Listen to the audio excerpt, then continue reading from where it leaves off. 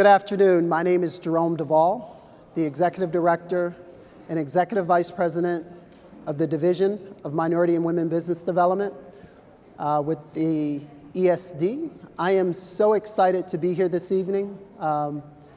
We're going to have an exciting and engaging discussion really around, which is the mission of our organization, is to remove contract barriers to opportunities for minority and women-owned businesses and small businesses that are seeking not only certification, but a pathway to those opportunities. And so I'm so excited to introduce today William. I'm going to have William introduce himself, and then I'm going to have Jimmy introduce himself, who's with us here live. And then we have Andrew, who is actually virtually, that is Skyping in, that we'll be able to bring into this discussion. So let's go ahead and get started.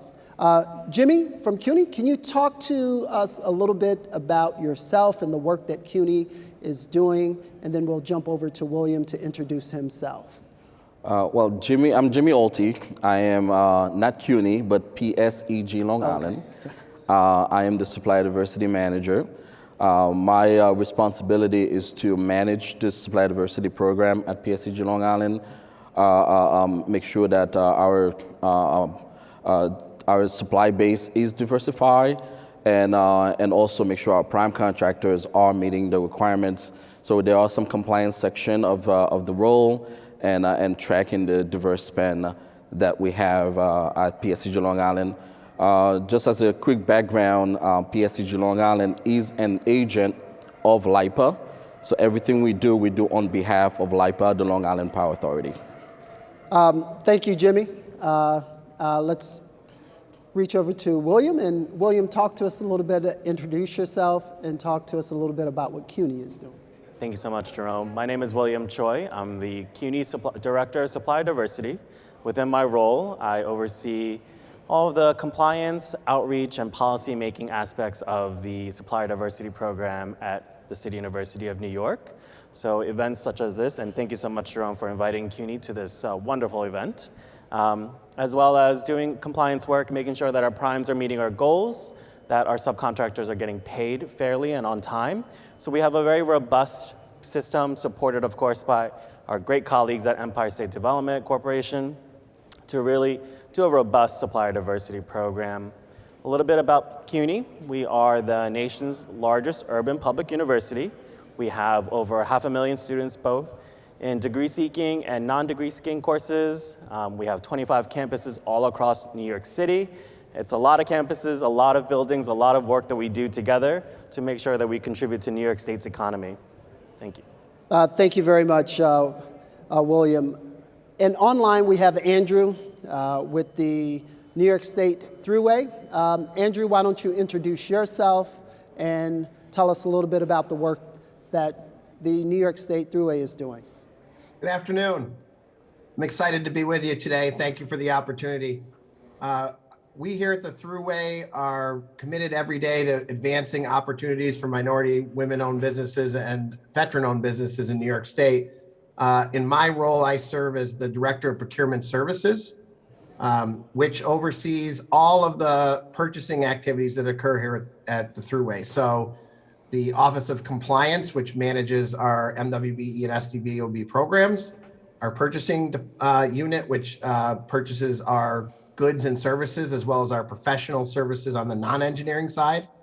And then finally, we have our Office of Capital and Contracts Management, which manages our large construction projects, as well as our engineering professional services contracts. So we're a large system that has many different locations, and we're constantly looking for ways to partner with our community to advance the interest of the program across the system. So I'm excited to be with you today, and thank you for the opportunity.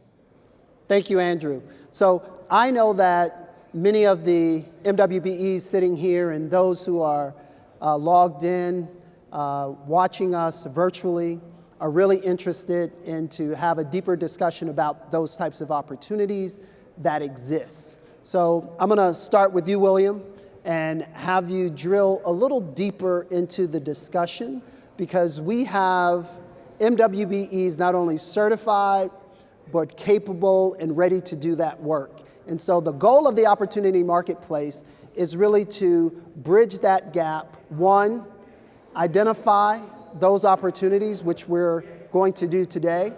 The other thing we're going to do is we're going to help you prepare through our business development services that happen at the agency and authority level, but also happen within the Division of Minority and Women Business Development. And then the other thing we want to do is we want to connect you to those opportunities. And so, William, talk to us about the opportunities that currently exist. Sure. So currently, I think we can't all forget what just happened in the past 2 years, right? We have COVID, and COVID has made a real impact to our operations.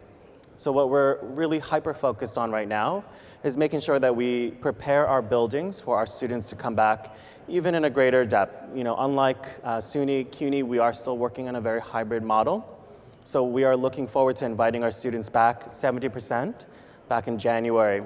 And that requires a lot of building upgrades. HVAC, it's actually, I've learned a lot about what we breathe. It is, I'm surprised that I've been breathing it all this time, right? And so those kinds of opportunities, HVAC upgrades, filters, we are constantly buying filters because we're replacing them. Air purification systems, we have a large need for that. But also your day-to-day supplies like hand sanitizer, and we of course, can't forget our cleaning solutions. All of that is being, procured at a very high level right now in preparation for a greater in-person activity as we resume our spring semester. That's not need to say that, of course, we have great needs in IT. We partner with a lot of MWBE firms to provide IT equipment, IT supplies. We will always have a need for a hybrid-like teaching modality, a dual teaching modality, right? We're upfitting a lot of our classrooms in our university with what we call high flex, right? So much like this environment today, we'll have some people in the audience, we'll have some students studying remote, and that requires a lot of technology support, right? So we're focusing a lot on those activities, those things that are really gonna help us prepare for the spring semester. That's not to say that we don't have our daily needs, right? I mean, we're one of the largest purchaser of books, and I think people kind of sometimes forget that. And we purchase a lot of books, a lot of databases, a lot of subscriptions to a lot of journals, academic material. It's key. I always got a challenge from one of my colleges. They're looking for sheep's blood. So if there's any MWBE out there selling sheep's blood, I got a need, right? And those kind of unique materials that we need to run an education system is what we're looking for at City University of New York. Thank you so much. So Jimmy, over at PSEG, talk to us about the real opportunities that are available as part of this marketplace that helps connect MWBEs and the work that you guys are doing. Absolutely. PSEG Long Island, manages the grid on Long Island. So we purchase everything from nuts and bolts to a large power transformer to keep the power on. However, I want to share with you 4 specific upcoming RFPs that we have probably within the next couple months. So the first one is paving, road paving and concrete RFP. So what that does is when we go in the field, we do underground work, we open up the road or we open up someone's driveway, we have to put it back together. So we have an opportunity for a contractor to come in to do the paving work on the road or concrete work on the sidewalk. Next is we have flagging services. So this is also an opportunity for diverse vendors where we are in the field doing construction work on the road as well, and we need flaggers to direct traffic. So there's traffic control and flagging services. That's also coming up probably very soon, probably within the next couple months. In addition to that, we have an unmanned vehicle, or we call it drone, services coming up. We need that service to do damage assessment. So when we have some type of hurricane or some type of storm, winter storm, whatever the case may be, we need drone to fly overhead to look, to give us a picture of what's going on down below. So this is a very critical part of our business, and we need the diverse vendors to participate in this RFP. And lastly, we have vehicle towing services. So our fleet department will be looking for vehicle towing services. So we're looking for a tow company to pretty much tow our vehicles when they break down on the road, bring it to our yard or bring it to the closest shop to get repaired. So those are 4 specific RFPs we have within the next couple months that I believe are they provide opportunities for diverse vendors to participate, and there will be plenty more. But I wanted to share those 4 specific ones with everyone right now. Thank you so much, Jimmy. And I know that for MWBEs, we do a lot around discretionary spend. Are any of the dollars that you both are talking about, William and Jimmy, and then I'm going to come to you, Timothy, or Andrew, to talk about, what are those discretionary spends? How do MWBEs close deals today in the next 24, 48 hours through the deal room, which is a new opportunity that we're providing at this year's conference?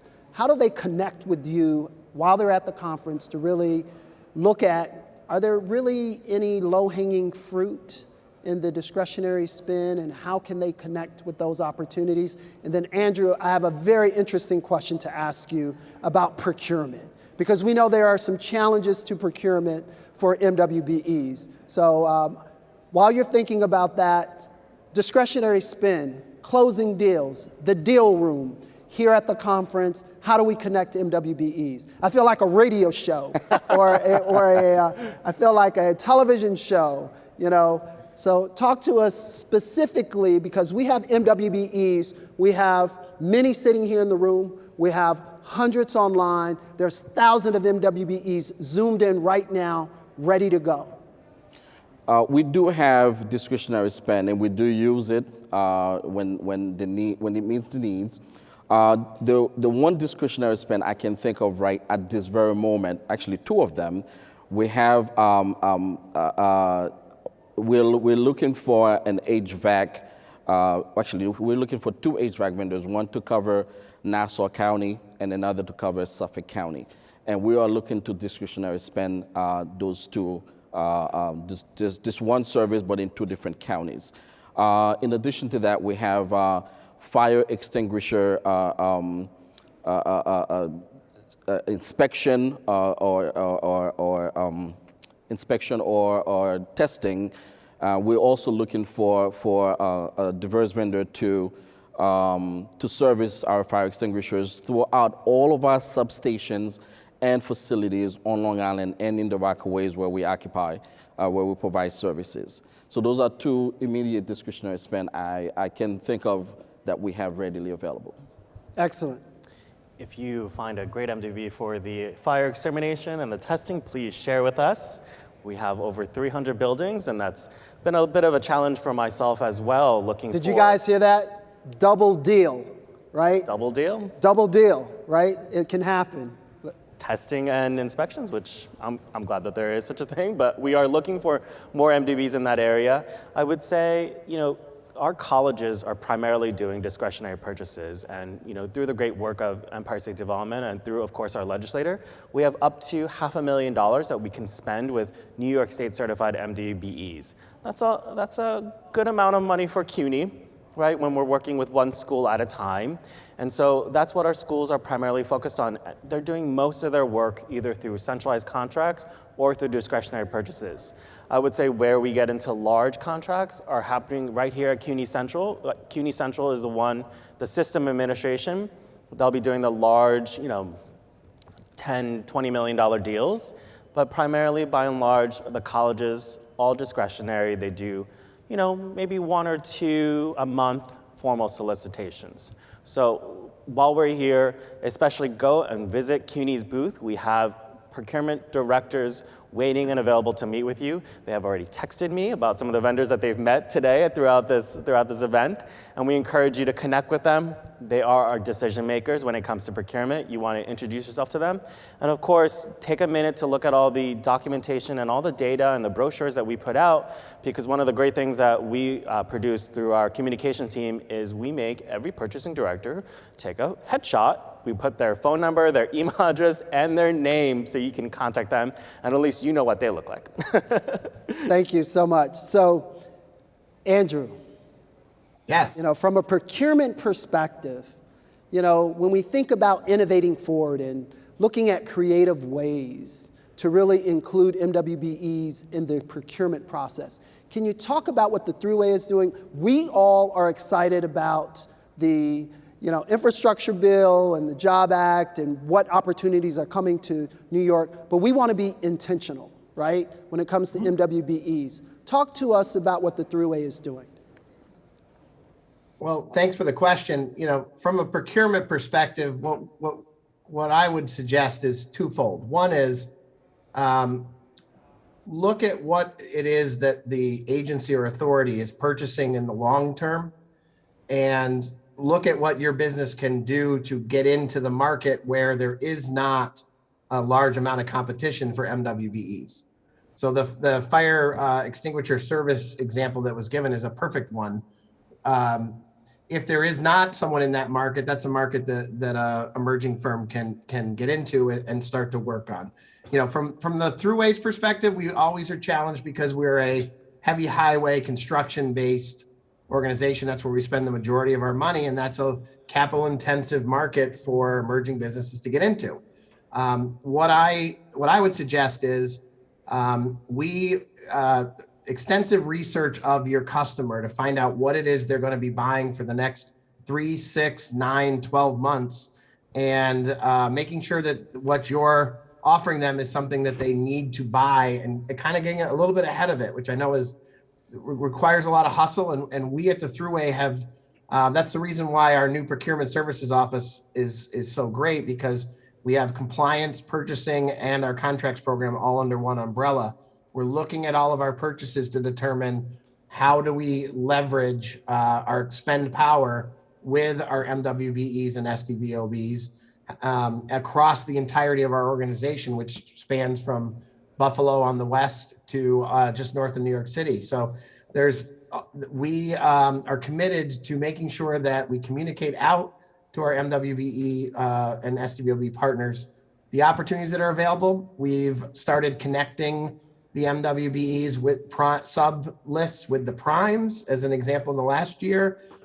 We've raised our thresholds for one quote purchases from $5,000 to $15,000 to help our folks get in the door. We do use our discretionary spend above that number as much as possible. But really it's about making sure that we are working internally to make sure all of our customers inside the Thruway know to reach out to an MWB and SDVOB first. Make that your first call, not your second call. And I think that culture change takes time, but it is something that we're committed to, and we're doing great at it this year, and we expect greater things in 2022. Excellent. Thank you so much. So we're going to have a real discussion here today, because one of the things we know about some of the larger contract opportunities is that sometimes it's out of the reach of an MWBE and the transition that it takes from a sub to become a prime.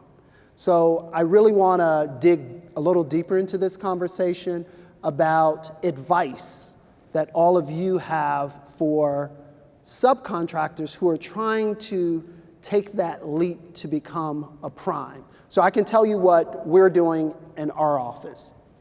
One of the things we've done, even for this conference, for example, is we rewrote the scoring criteria, and we gave a 15% bump to a young business. So a business that had been around for 1 to 5 years. In the scoring criteria, we gave them a 15% bump. And as a result of that, we now this year have a MWBE who is the prime contractor in her first state level contract running this form. And I can tell you right now that this form is a game changer. For all of you who are logging in online, using the virtual feed loop app, and how we've been able to integrate that and bring people like Andrew and all of our speakers from around the country and try to make that a seamless integration. So I want to give a shout out to Immersive Strategies for the work that they're doing, but that's just one example, right? That's just one example of the work that we're doing to really bridge that gap. And so talk to me, I'm going to go over to you, Jimmy. Talk to me, how are you all, what's the work that you guys are doing to ensure that we're putting MWBEs front and center? Well, Jerome, we've done two things. The first one is, and this came from the highest level of the company, from our VP of Procurement. We have to invite diverse vendors on every single RFP. Every single RFP we invite MWBEs and SDVOBs to compete. So that gives you first chance to compete as a prime. Second thing we do, and very similar to what you mentioned, Jerome, is we have also made some changes in our scoring matrix. We have essentially two ways we score. Two things that we score on an RFP. So we score the technical evaluation, and we have a commercial evaluation. If you are a diverse vendor, you have a much higher weight in the commercial evaluation. The technical, we cannot touch that yet because it's very complex with engineering work or whatever the case may be. Depends on the RFP. However, on the commercial, we give you a higher grade. If you are already certified, and you get a much higher grade than a prime who even still wants to meet the requirement at the 30% and the 6% MWBE and SDVOB. So those are the two things that we have implemented, and we will measure them to make sure that we are meeting the targets that we want to accomplish. Thank you so much. I think it's so important to have this discussion because I think oftentimes we don't really know some of the processes and decisions that are being made internally to really support MWBEs. So I really want to congratulate the work that you guys are doing to be intentional. So William. Sure, and I think similar to PSG&G, we believe in shared accountability and ownership across the system, right? So everyone down from our chancellor, our board of trustees, even to our vice presidents, our VPs, I talk to purchasing directors all the time. We have a shared ownership that we need to move the paradigm, right? That we need to make sure that minority and women-owned businesses are a conversation in our daily practices. And the trustees hold us accountable to make sure that we're doing that every day throughout the process, throughout all of our business activities.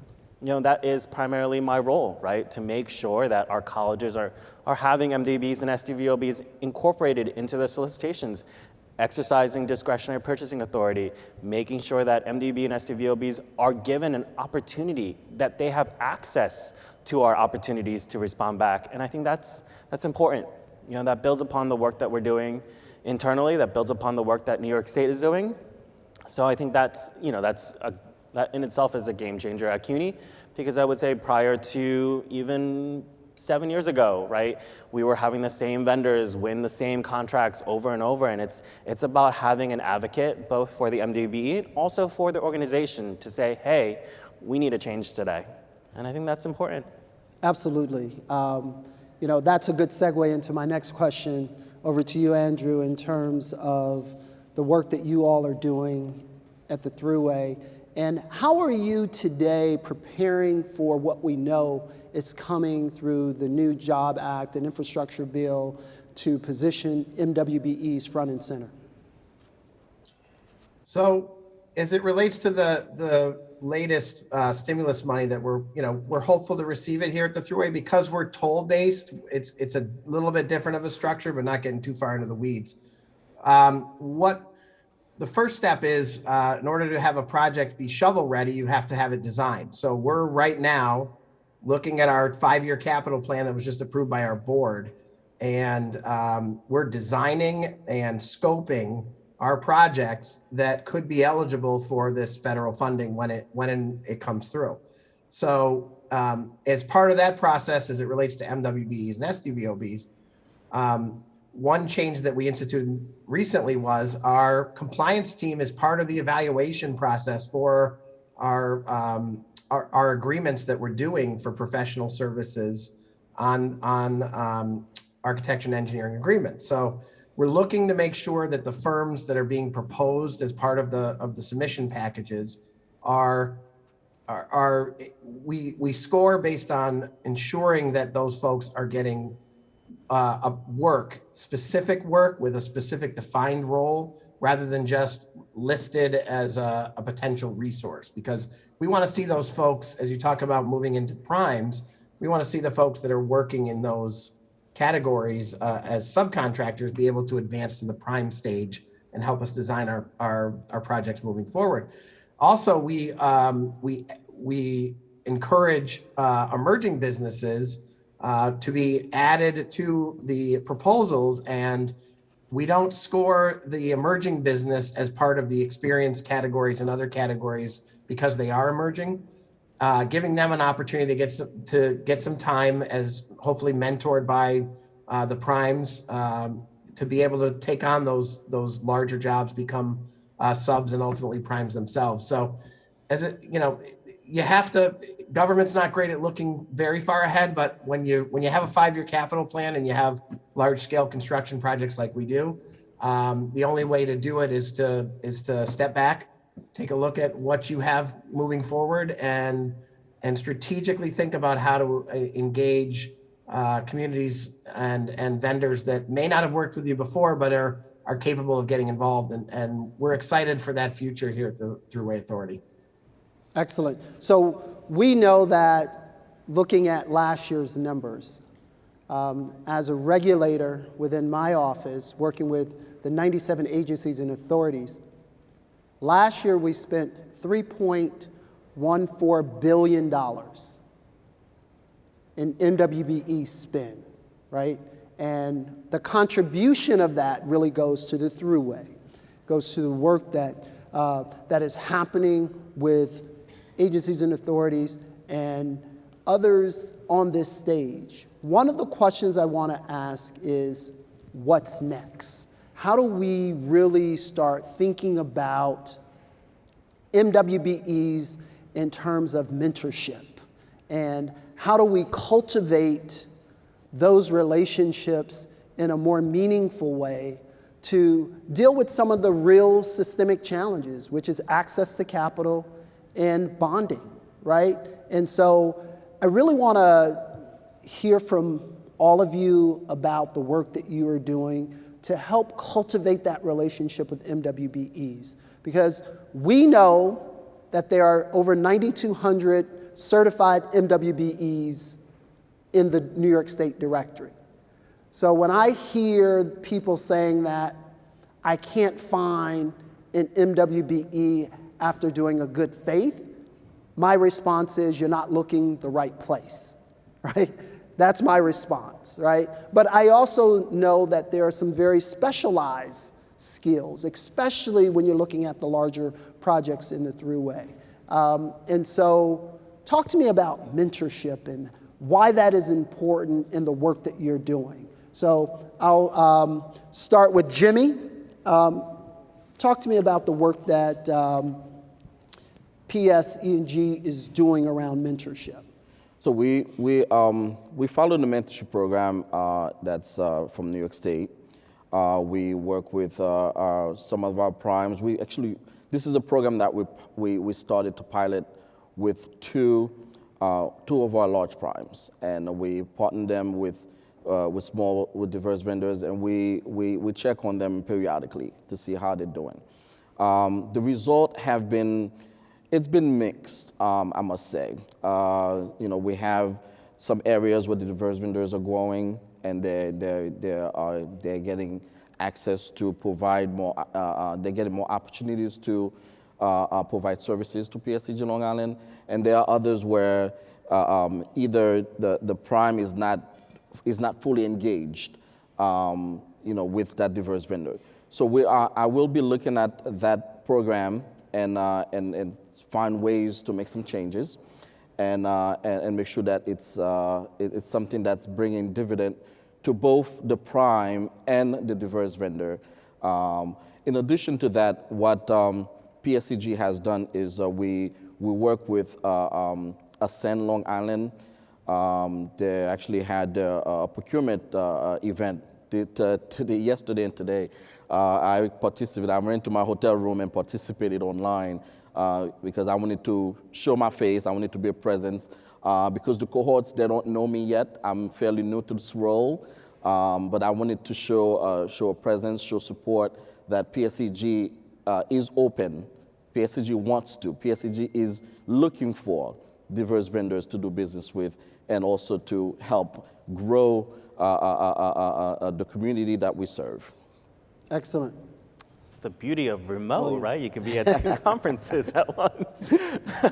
At CUNY, we are not primarily a construction agency, right? We rely on our good partners at DASNY to do the majority of construction and construction-related services at CUNY. And so we took a deep dive of ourselves about a couple years ago, and we said, well, how are we going to provide mentorship? How are we building MWBEs so that they can actually compete on our opportunities with some of the bigger names, right? And so we took two categories. One happens to be our MRO, right? Your janitorial and custodial supplies, which, as a fun fact, even the big names, they don't own more than 10% of the business nationally. So if you think about it, there's a lot of big names out there, right? And we took IT hardware and supplies, and we said, how do we kind of develop MWBEs so that they can really respond back to us too? And give us a good price, a fair price, and also really savings for us too, right? But also to help the MWBE really grow. And so we instituted our mentor protege program, where we paired a prime contractor with an MWBE firm, both in the MRO and IT supply space. And it has paid us dividends, right? It has allowed us to really generate savings for us. It has allowed this business to take really proprietary course software and also this training that I wish I could take, right? They have a lot of training that's really proprietary to some of these large companies, and they've given access to those MWBE firms saying, hey, come take the training with us. Learn how we sell so that you can sell to CUNY, right? Those kind of aspects, those technical aspects, even those routine business operations. One of the classes that one of our MWBE firms took that was groundbreaking was actual bookkeeping, right? It was actually how to start collections, how to make sure CUNY pays you on time, right? And that's important. It's important. And those skills of saying, hey, you pick up the phone when that shipment has been sent, and you say, hey, did you get it? Great, invoice sent. Right? Those little things really help those MWBE firms, and that's what we want to continue to grow. We have in the audience today one of our IT MPP program proteges. We're excited to see what that's going to launch, right? And also with our partner, we've been able to offer financing, right? And typically we have not, and IT supplies is unnecessarily very expensive, right? As we all experienced during this pandemic. And so being able to provide MWBEs capital to actually do business with CUNY, that's important, right? Because we're sending out maybe no less than 300, 400 purchase orders to this one firm, every week. They've got to produce and make us all happy, and we're across 300 buildings and 25 campuses. We're not always the most easiest client, I always say. But to be able to provide that support so that MWBE can work with CUNY, can provide us the goods, has the financing, has the backup, has the support, and has our support to do business with us is what I think our next generation, what we want to expand on for the future. Andrew. Yes, sir. How about the Thruway Authority? So as you mentioned, those large construction projects, there is difficulty there to do a mentorship program. What we look at is opportunities where we do have opportunities. So two of them I wanted to highlight, in addition to the architectural and engineering stuff that I covered in the last segment. We looked at our two of our RFPs. One was our bond council. Obviously, each year to fund our system, which is toll-based, we go out into the bond market. So we have bond council, but we also have co-bond council, and that's where our minority women business and STBOBs are brought along as in a mentorship capacity with prime firms, working together. And we're hopeful that at some point they'll break into that prime category there. We did the same thing with financial services advisories, looking at helping us be more strategic with our spending. So those firms get a chance to interact with the existing firms, the larger ones that have done business with us in the past. And again, that's another place where we're hopeful that folks will break into a prime relationship. From my perspective, maybe I'm getting ahead of the question, but each year, each agency and authority submits a list of all of their intended spend within the next 12 to 18 months to Empire State Development. And if I'm in an emerging MBE and I'm looking in a particular field or a particular commodity or goods or services or whatever, I would find out as best I can what these agencies and authorities are looking for. And when you go into that directory and you see firms that are in a particular field that may be competitive, maybe look for some opportunities that are not as competitive, like that the fire extinguisher service one sounds intriguing. We've got the same thing over our 570-mile system, lots of buildings, lots of fire extinguishers.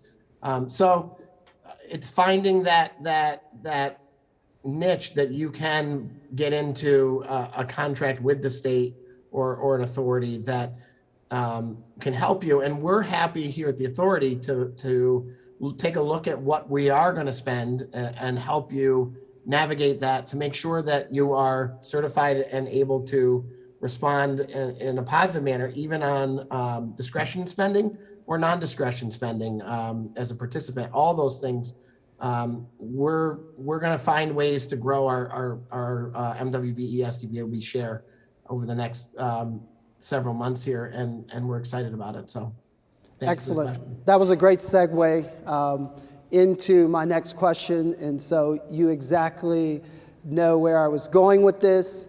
To really talk about what are some of the things you feel are some of the best practices that MWBEs, and I think that you're exactly right.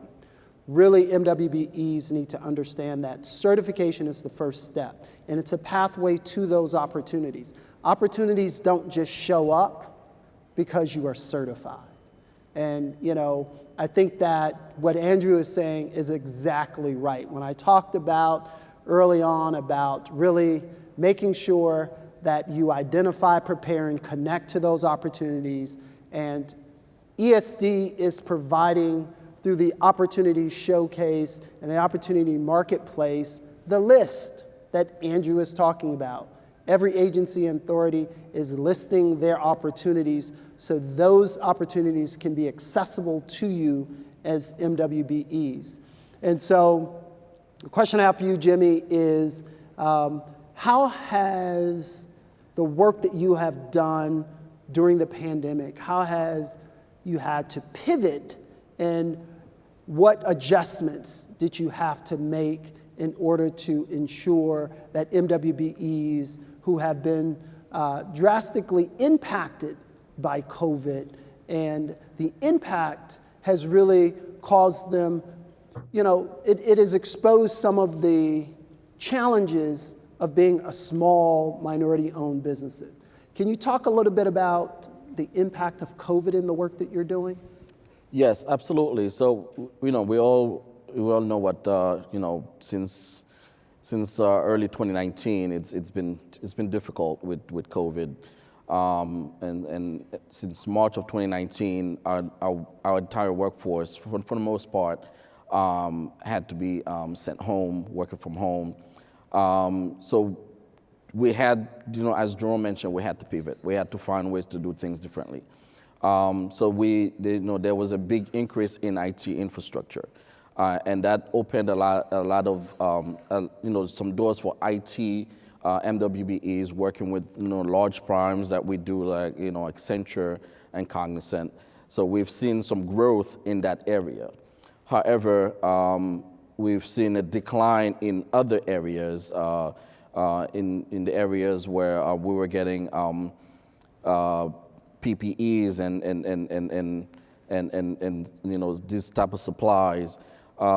We partnered up with our headquarters in New Jersey, and we had to purchase those on an emergency basis. So we had to leverage a different contract, a different strategy to do that. So that we did not see much growth in that area with MWBEs. However, as COVID prolonged and we had to make some adjustment to make sure that diverse vendors are also participating in there.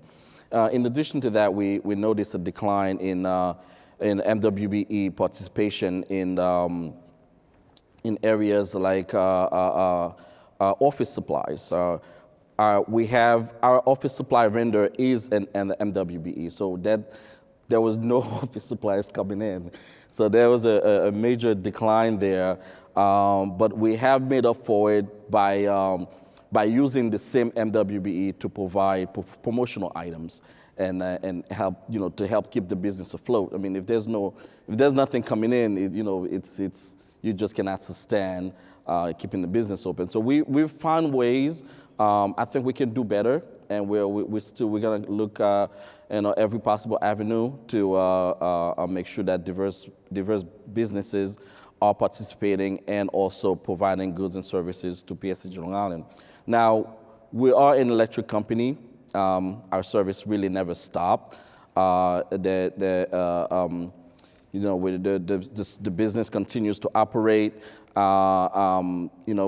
except that we had to shift our workforce, most of our workforce, home. So we are looking for different ways to make sure we get more diverse spend. Every dollar that's eligible for diverse spend, we want to make sure it gets to diverse vendors' hands. That's my goal, and I will push for that as long as I'm in this role. Excellent. William? At CUNY, the pandemic, especially being in New York City, it hit home. It was pretty hard. But we recognize that MWBEs also had a special challenge, right? Financing is not always easy to come by. And luckily, I have the good support and I have the good fortune of reporting directly to our Chief Financial Officer. And he, and along with the cabinet, the Chancellor's cabinet, made a decision that we would continue making sure that we paid MWBEs throughout the pandemic. While we may have paused or slowed down or eliminated some spend, we just made sure that whenever we worked with an MWBE firm, and a lot of MWBE firms stepped up, right? When masks were hard to get and our schools were still open because we needed public safety, MWBE stepped up. They got us masks, right? And we needed to make sure that they got paid, that they could not float, a 90, 180-day float. It just wasn't gonna happen. So we made sure that MWBEs and STVOBs across the system got paid, along with some human service clients customers that we have. And it was hard. It was definitely hard. I would say one of the things that MWBE firms, I think we had to really pivot was being able to communicate by email and by really a virtual format, right? And we're still not really inviting vendors or guests onto our campus, right? We still are a little bit closed off. We're not really inviting anyone who's, can't be tested, vaccinated, all that good stuff onto our campus building. So we ask vendors to really try communicating with us via email. There are, Empire State Development also offers, business development and technical assistance centers. And we encourage MWBEs to use those resources because they're free and they're very helpful to really market yourself to CUNY by email, by a virtual way, by a website. Those things really matter, and they matter now. Because I have to admit, not all of us have fancy telephones that forward to our office, and I know some of my colleagues, they would only check their voicemails once a week, right? And what kind of communication is that, right? So email, communicating over virtually has been tremendously important. I do encourage that MWBE firms really learn that aspect of a business, because that's only going to help your future business grow and your future business to connect with CUNY. I feel like it is the new wave, the new future of how we're going to do business and how we're going to introduce ourselves. So, we do encourage, I love the in-person. It's been so great to be here. But for those folks that are virtual, that are still joining us virtual today, we want to encourage them to work on their business and their approach to working with CUNY and making sure that we're getting everything that you could do, all the best that MWBEs have, and working with technical support centers to really market your business to us. I think that is so important when we talk about resources and access to those resources, and that those resources are free for MWBEs, for the small business development, for the PTACs, for the EACs, ESD funds, the EACs. Those are resources that are available. So I'm so glad that you referenced that as part of this conversation. So I have so many more questions to ask you guys, and I know that we are running out of time. I think we only have 10 more minutes. So I wanted to just go around really quick, round robin, to have you, and I'm going to start with you, Andrew, because we know there are so many people watching virtually, and you're joining us virtually, to really just, what are the 2 or 3 things you would recommend for an MWBE who are looking for opportunities within New York State Thruway? Go. Thanks, that's a great question. So we're excited here at the Thruway for one signature project, which is a $450 million investment in our system that is not, that's done with a public-private partnership to reinvigorate all of our rest areas. And so that puts us into a set of commodities and goods and services that aren't typical Thruway spend items, things like buildings, vertical construction and flooring and other things. Now, we have like I said, it is a public-private partnership. So we have awarded via competitive RFP to a vendor who is reinvigorating those rest areas across our system. But we have a very robust goal on that contract, and we are making sure that we work in partnership with the vendor to engage with MWBE and SDVOB firms and utilize them on that project. And so that's a large spend item that we have for the next 3 years. Some of it's already underway, but for those that would like to get in on that opportunity, I encourage you to stop and see us.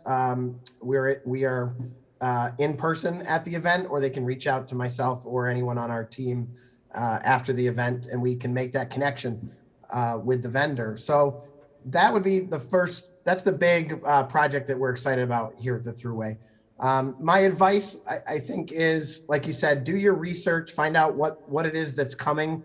If there's a shared commodity or good or service that serves across multiple agencies or the state of New York that you see there's an opportunity for you, reach out and grab it and take that opportunity. Government doesn't have a lot of discretion in its spend. We make a plan and then we buy to our plan, and it has to be approved by our oversight agencies and others. So we don't pivot quickly. So if you don't see the thing that you're selling as something that is in the government plan for that moment, they're not likely to be a buyer for you in the immediate future. So looking at what they are buying and to the extent that it is of interest to you, that's where I would say pursue us. And we're excited to talk to you about that. We are also, looking at within the agency and within the authority, we've looked at how we spend our money, where we're spending our money, and we've centralized our procurement into our headquarters. So even the field staff that used to do the low dollar buying, we're doing it here now in our office. So reaching out to us and asking those challenging questions, make sure that you're current on your certifications for everything that you are able to provide. I'll give you an example. We had a vendor who came to a government entity I was working with who was certified in trucking, but could also provide some fill for the project. That was a very exciting get for the vendor who said, I can use them for these two different things. Come to find out, they weren't certified on the fill side, so we had to scramble to get them certified. So look at your categories, make sure that everything that you're able to provide is a part of your portfolio on the registry. And and don't be afraid to ask questions of the folks that are making the procurement of what is it that you're looking for here. You'll find out that it's particularly at the Thruway, we are excited to talk to you and work with you. So I look forward to the next round robin question, but also continuing these conversations with the folks that are on this panel today. Excellent. And one of the things Andrew talked about is critically important.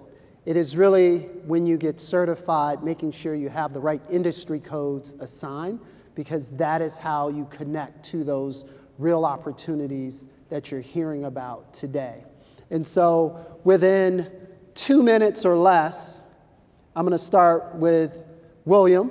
William, Sure. what advice would you provide to MWBEs and small businesses? Sure. So in a real nutshell, and of course, there's some irony because I'm part of a university, doing your homework. So important. It really is, right?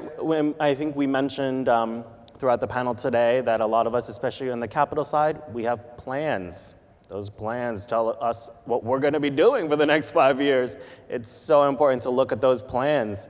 Our projections, what we're going to send to Empire State Development, of what we're going to project to spend, all of that. We also, in the authority side, we have budget documents, budget requests. So you get to really see up in advance, early on, what our priorities are for the next year, and you can really pivot and make sure that you're going to join us along for that ride, for that budget cycle. So we definitely encourage you to do your homework and also to introduce yourselves to us. I know it seems kind of like, hey, there's so many people to meet.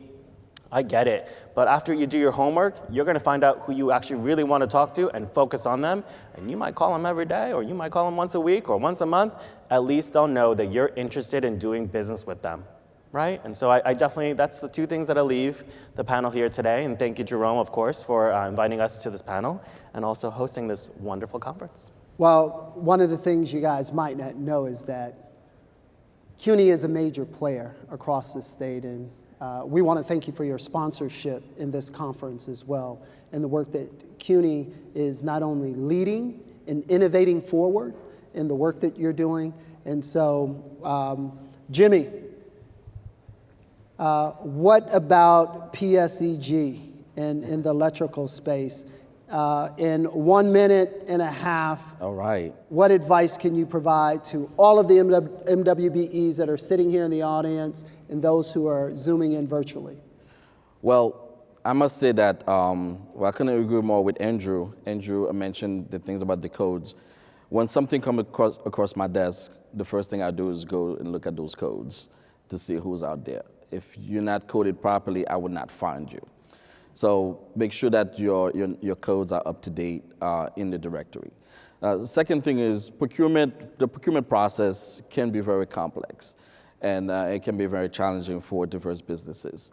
However, I highly recommend that you take the time to read through those documents. If for PSEG, if you'd like to see terms and conditions ahead of time, I'll be more than happy to share them with you, so you don't have to wait until an RFP to have that reviewed. So I highly recommend that you know that what you're getting into, and also respond to the RFP. If you decline to bid, let us know why. We'd like to know why you don't want to bid on it. So maybe we need to relax our requirement or our strategies a little bit. So let us know why you declined the bid. And also, if a prime contractor reaches out to you, respond to them. When they come back to us and say, we can't meet your goal because the MWBEs are not responding, my hands are kind of tied. So respond to them, and so they know that you want to work with them. So those are the recommendations that I have for you. And I look forward to seeing your name, your business name, in utilization plan coming across my desk. And I look forward to meeting you and do business with you. PSEG wants to do business with you. Excellent. Well, you heard it here at the MWBE Forum for some of the major players in the marketplace. This really is about opportunity. And one of the things that I think was a common theme around what Andrew said, Jimmy and William, was really about identify the opportunity, right? Once you identify that opportunity, you need to be prepared. You need to do your homework. You heard it from CUNY here today. Doing your homework is critically important. And I trust CUNY, right? I trust CUNY in their advice. And more importantly, once you identify, prepare, you need to then connect. We're giving you those contacts to be able to connect with all of the 97 agencies and authorities through this marketplace. One of the things we wanted to do at this year's forum is be intentional about connecting MWBEs with opportunities. And so if you haven't been down to the exhibit hall, the opportunity marketplace, and the deal room, please stop down, visit. We have exhibitors here on site. Virtually, we have hundreds of exhibitors. If you are virtually, you can actually, through the Feed Loop app, you can actually schedule appointments. You can see who's there. You can go into their exhibit booth. You can download information. You can contact people. You can do live Zoom conversations with them. So we've given you all of the tools to be successful during this conference and beyond. So first, I want to thank Andrew with the New York State Thruway. I definitely want to thank William and Jimmy for the work that you guys are doing to put MWBEs front and center. And thank all of you. Thank you for those of you who are sitting here listening today, and those of you who are zooming in to this conversation. Thank you very much, and thank you.